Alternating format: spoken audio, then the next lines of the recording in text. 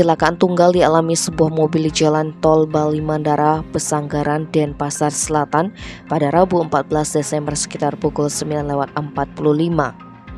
Akibatnya mobil itu sampai terbalik. Untungnya insiden itu tidak sampai menyebabkan korban jiwa.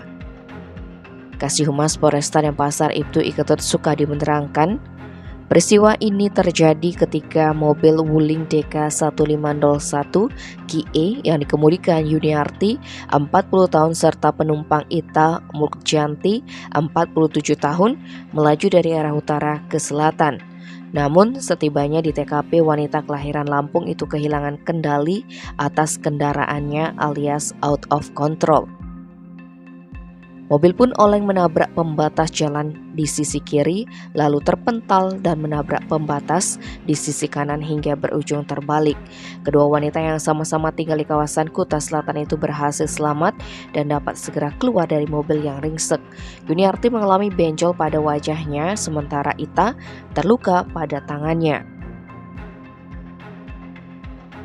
Tim Bali Express melaporkan.